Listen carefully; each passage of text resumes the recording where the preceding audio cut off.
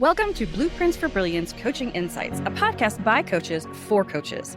Our guests share their hard-won wisdom to help you grow your coaching business and create a life of success. So get ready to unlock the blueprints to your success. Welcome, everyone, to our latest episode. I'm so excited to introduce you to Chris Thyberg from The Serving Way, who is a leadership coach. So welcome to the show, Chris. We're excited to talk to you today. Thank you. I'm delighted to be with you, Jeanne. So Chris, tell us a little bit about how you became a coach. Like what inspired you? What was your journey to where you are today?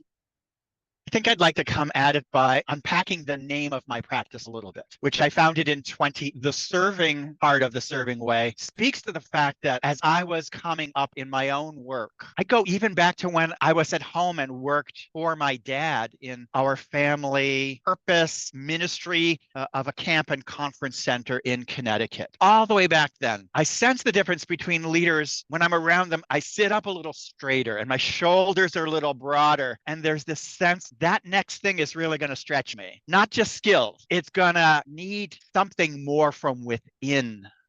I'm going to have to lead from within in a new way. And yet with these kinds of leaders, serving leaders, I sensed that I can do that. I'm in because they were exercising their power with me and for me. And together we were trying to serve purposes greater than ourselves. They were not exercising power over me in order to serve themselves. So for me, the serving in there means my deep commitment that to serve wisely means to serve the growth, the development of the people entrusted to our care. They are not our human resources. They are not human capital. They are humans becoming human. And work just happens to be a big environment, a big chunk of the time in which we do that. So serving leaders lead wisely and well by helping those folks grow up into their own greatness. If I can use a metaphor, the people entrusted to us are already pregnant with the next great leader becoming. And a serving leader is an amazing doula. It's not our baby. We can't have it. It's theirs, but we can accompany as a midwife. So that's where things settled in for me early as I became an obsessed student of leadership, even as I was one growing up the ranks. First in higher education, about 16 years, Carnegie Mellon University, Penn State, all about instructional design, educational technology, pushing forward the boundaries of teaching and learning and research with all this technology. And you can imagine when I started at Carnegie Mellon in it was a different world. It certainly was. So I was on the bleeding edge of the development of things we take for granted now. So that time in higher education, and then about 16 years with an international nonprofit, an educational nonprofit, broadly faith-based, but very ecumenical and open, and holding a place where we were very supportive of 47 other such organizations around the world. They were autonomous and indigenously based, but America being America with American donors means we had an important role in that whole connection. So in that place, my final assignment was right below the C-suite, right below the C-suite, something of an intrapreneur. So I would be tasked with, what does our strategy need to be? And okay, Chris, great strategy, go build it. Find the team, find the partners, develop the processes, and above all, what are we serving by this activity that we're asking you to spearhead? What's the purpose? What's the point? How will we know it's adding any good to the world? Then in that role, since I was a leader who had leaders who led other people, immediately I was looking for, you know what? I'm not going to be staying around and running this. Who's going to lead? Which means I have to invest in them as leaders. So long before I even knew coaching was a thing, I was coaching. I was helping leaders grow up into their greatness so that they would help themselves, others, to get up and out from themselves and into the world, creating stuff that really matters. That came to an end, as all things do. And from 2015 to 2017, I worked for two firms, consultancies that did leadership development, and more from a cohort, a facilitation platform. We had our books and our curriculum and our ways of doing things, and they were fabulous. They were great create co-learning experiences, either embedded in a company or just gathered. Let's have a cohort, see who comes, for an open kind of thing. And I was specifically tasked there to build a long tail of coaching services so that after the cohort was done and an attendee looked up and said 9 months later, golly, I'm not really different. I got some apps for the phone, if you will, a metaphor. I got some skills-based stuff. You know what? I think I need an operating system upgrade. I think I need something that's more about who I am and why I even want to lead. All that how stuff was great.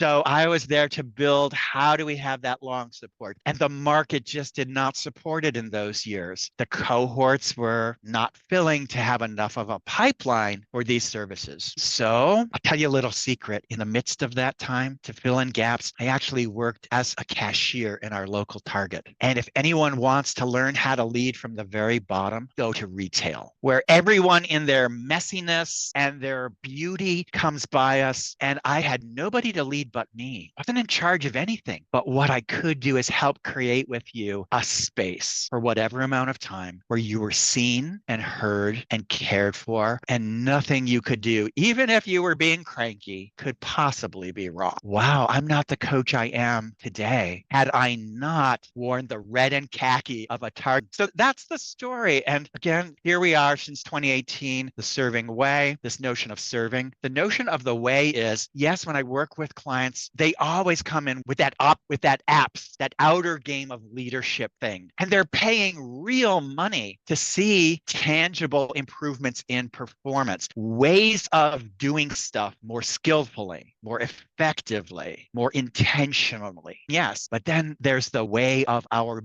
being, who we are. And then the third sense of way is, this is a lifetime journey. We never stop, or at least we always have the opportunity to grow up, to grow in, and to grow out into the world. There you go. That's the story, and I'm sticking with it. What's your favorite thing to do? Oh, it's the moment when the strategy is good enough and the team is strong enough that we're actually taking this to the world, to partners, to beneficiaries, and it starts getting really real. And that's the place where, oh my goodness, great strategy, except we never thought this. Great protocol, except we never anticipated that. Great people on the team, both with me and in a partnering organization, both within my team and our partners' teams. Yes. But now it's, what do we do in the moment when it's going a little sideways? That's a fun place to be. Yeah, because you have to pivot.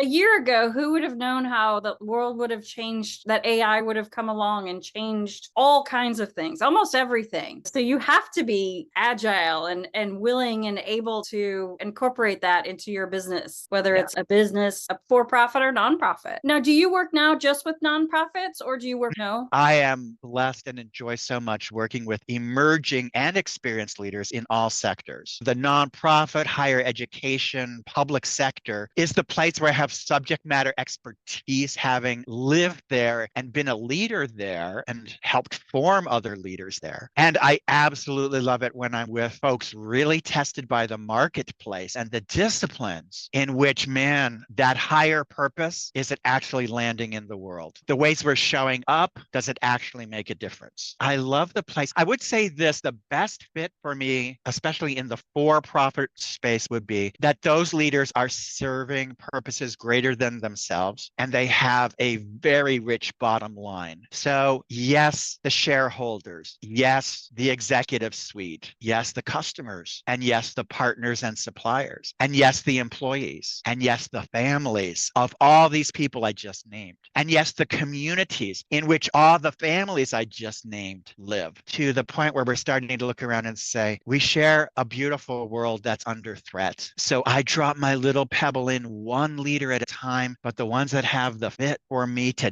dance with them is they have a sense that there are a lot of people in the room with a lot of skin in the game when I sit down at that's beautiful one-on-one coaching conversation. So it's all sectors. I would say I have a a real soft spot right now for the people in the middle who have been really neglected and seen for a lot of time that in the middle, you just pass messages from the top to tell people at the bottom what to do. And then you report what the people at the bottom have done up to the people at the top. And it's what a terrible place to be, except that's the heartbeat of the organization where the stuff really gets done. I like the metaphor that they're like the transmission in the car. So the C-suite can be spinning RPMs as much as they'd like, and the wheels of the organization are there on the ground. But the transmission takes the energy, not just the commands, the energy, the culture, the purpose of the enterprise, and like a transmission translates it down to the axles and out to the wheels and the tires so that stuff gets created that's really of value. So I'm spending a lot of time with that person just brought to a director, or just, we might call them moms, because they're now managers of managers. Right. They're taking that next bump. It must be a hard place to be, because like you said,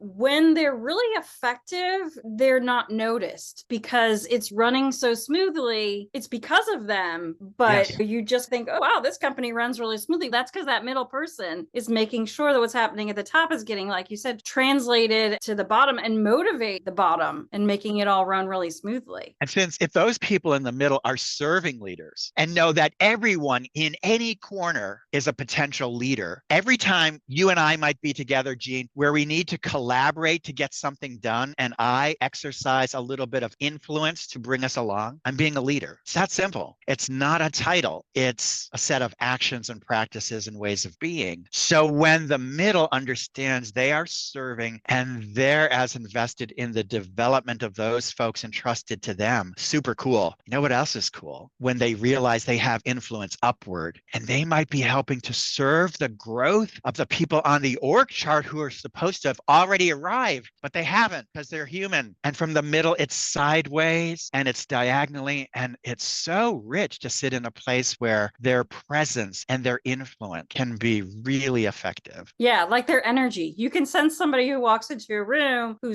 can be quietly confident. They have to be loud or outspoken. It's just, wow, that person knows who they are and why they're doing what they're doing. Exactly. I love that. That's so exciting. So tell it about how you do that. All right. To all us coaches out there, here are the things we already know. We meet our clients where they are. As I said, it's their baby. We can't have it for them. We can be alongside. We can accompany as a skillful guide who, to use the metaphor, knows when to say, it's time to push, squeeze my hand, or breathe, doing great. Like an ice chip, we know how to dance, meeting folks where they are, walking with them at their pace, but always alert to two things. Now, here's the most important thing. Coach, the most important thing to pay attention to is, where are you right now? Are you fully present? Are you curious, open, and non-judgmental? Are you taking in this whole person on every channel they're sending? The words, the metaphors, the body language, the facial expression. Where's the emotion coming through? Where's the physical energy coming through? Where's whatever we mean by spirit? Where's that coming through? And not least, where's the identity of this person coming through? But where is my identity? Where is my spirit? Where is my body? Where are my emotions? Where's my head? So it's always, please, coach, find your seat in your chair. Literally, if you need to, find your bottom and your back and say, oh, I'm fully here for you now. I'm fully here. And then with the client, it's to notice these little places just with a hint of language or the tiny twitch of an eye. And we're at a place I'd like to call a growing edge. We're at a place where they're beginning to see that more of the same is not going to do it, that they need an upgrade of capacity, not just competency. But to change from the inside out, that's transformation that sticks. And transformation is simply, this is change that can't be undone. This is a bell that can't be unrung. It's done and dusted. It's now part of the internal furniture. All right, then, what needs to shift? Because there are ways of thinking, there are limiting assumptions, there are stories we've always told ourselves. We see either or instead of maybe there's a both and, on for the little telltale signs. Oh, this might be the sticking point on the inside, that if they can find their way to relate to the issue differently, to relate to the quote problem different. And I will say, great coaches, remember, we coach people, not problems. They already are whole, wise, creative, resourceful. They already are. And so that means they already contain within themselves what they need next. Our job is to maybe clear the way or point out to them, if you change the way you're in relationship to, for example, this large and in charge boss who just has to always be right. All right. Yeah. And it sucks. Yeah. And what stories are you telling yourself about yourself and about this boss? And if you changed some of those, what might become possible now that seems impossible? So I'd say that it's meeting where folks are, moving with them at their pace, but finding these moments of a breakthrough, moments of a, oh man, now we're doing operating system stuff. And then just holding the space, creating the container, not where it's safe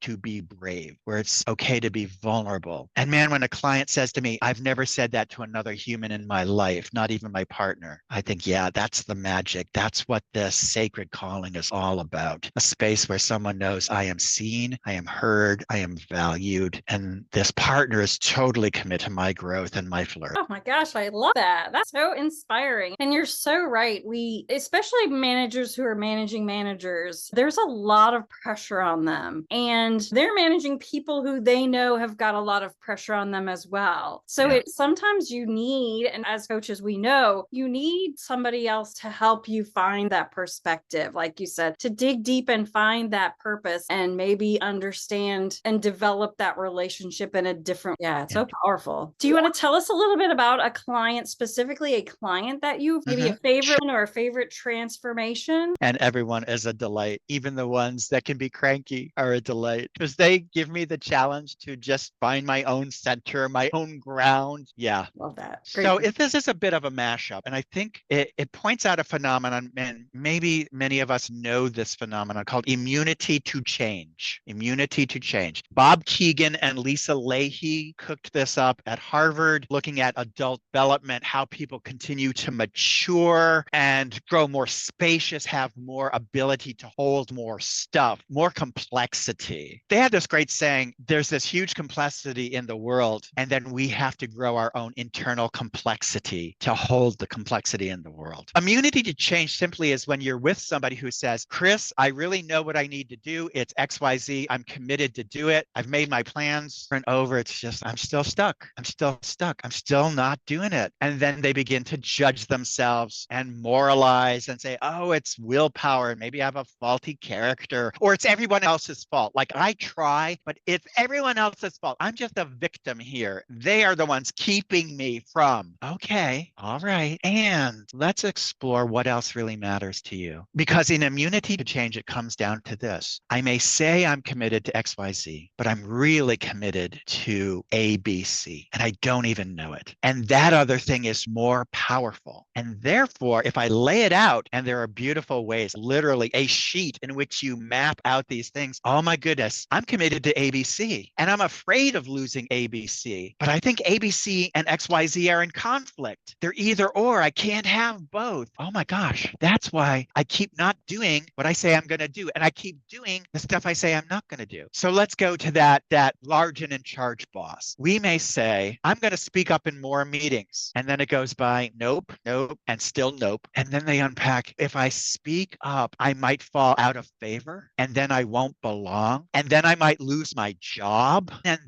they're not even aware that there's a story that says, if I'm not pleasing, I will get kicked out of the tribe, the family. And so in an effort to protect themselves, rightly protect that little child who is so afraid of getting out of line and getting slapped down, then we honor this person. Say, oh, of course you're doing A, B, and C. You're protecting the 4-year-old Chris, the 4-year-old Jeanne. But what if it's not true that if you speak up, you'll be slapped down? What if you actually lose? How likely is it you'd lose your job? Oh, not very. And if you did, what's the worst on the other side of that? And they start teasing apart and saying, oh, now that I can put ABC to rest and say I can both have, I will speak up and have presence and have influence, and I can belong and be a good team member and be valued for my contributions, then all of a sudden what seemed like an impossibility, in fact, an immunity to making this change becomes possible. So it's working a client in that space space, it really gets to you are already capable, you're already resourceful, you're already whole, you're already creative. There's just stuff that's floating around that hasn't come into your awareness. And if you can learn to notice those signs, oh, I'm not doing ABC, I'm doing XYZ on automatic pilot again, and you have a bunch of pivot moves, wow, things change. And they change for good, for the good. Yeah. Wow. That's fantastic. And you're so right. I think people, especially at that level, they are smart, they are resourceful, and they forget because they get down that path that, like you said, that they're always going down this way. We're always going that way. We're always going that way. And that they need to, like you said, first they need to recognize that they're going that way. Yes. And then they need to shift. So you help them with those pivot. And the first one is this. It's just what we'd say as coaches to each other. Be here now, get present. So sitting in that meeting when I get spun up again and I don't know how I'm going to speak into this, pause, breathe, find yourself and reframe this. And then specifically they'll develop, I can tell a new story. I can have a new, better assumption that works for me. I can XYZ. Now do ABC because I'm noticing these little micro moves, but it comes from quiet this down, slow this down, get fully present in here, find the breath, find the center, and then allow to come forward. This may sound really woo, but I'm going to say it anyway. Listen for what you sense is the universe tapping you on the shoulder saying, this is really yours to speak into the room. I have you here for now, for this purpose. And you don't know and you can't control what's going to come on the other side. You can only do the best you can with the best intentions. Do it anyway. I want you to step forward. You're needed now. And so there'll be micro practices, but I love folks to have, I'll call them standing practices. So I spend lots of time with clients in the session. We're not in the heat of the game. We're like on the training field, the practice field, and they get to try stuff out where there's no risk. But in that space, it's like, oh, where else do you have calm practice space? Do you have a mindfulness practice at the beginning of your day, or do you launch into all your work? Do you actually stop and taste your food, or you just keep working through lunch? Do you end your day with kind of a reflection of gratitude? Here's what went really well. And even gratitude that says, that wasn't quite on mark, but there's tomorrow. And if I bring 1% more, tomorrow will be a good day. So yeah, in the moment practices, and they'll design them. Standing practices for when the pressure's off, they develop them. And we know as coaches, right? We don't assign homework. They design, I call it an experiment or field work, like they're explorers. And they design what they're going to do. And we help with how will you note what you learn? Who needs to help you when it goes sideways? When will you actually do this? Where will you actually do this? How will you actually do this? But they're designing all of it. And when they come in the next session and they say, Chris, that immunity to change thing, it bit me on the butt and I didn't do anything. And we say, that's fascinating. What would we like to make out of that? Because that also, that's data. That's reality that happened. And the more we befriend reality, the more we can dance with reality, the more we can take in data with a sort of neutrality and an equanimity, a way to just take it in and process it. Then even when that was a lousy 2 weeks, it's been a great 2 weeks because look at all that's there for you to now build on. Yeah. Yeah. Look at all the learning you've done. Look at how brave you've been taking steps in a different direction. Look at how much you're recognizing how you're affected, whether it's physically, mentally, emotionally, by what's happening. And once you, like you said, once you recognize, that's when you can make it change or you can choose to pivot. Yeah, exactly. Love that. Chris has been amazing. You are so, I got goosebumps. Oh, thank you so much. What a delight to be with you and all these coaches and leaders on the other side of this episode. I just wish you all the best, that you can be part of the sacred calling that it is to walk alongside people as they are becoming truly great.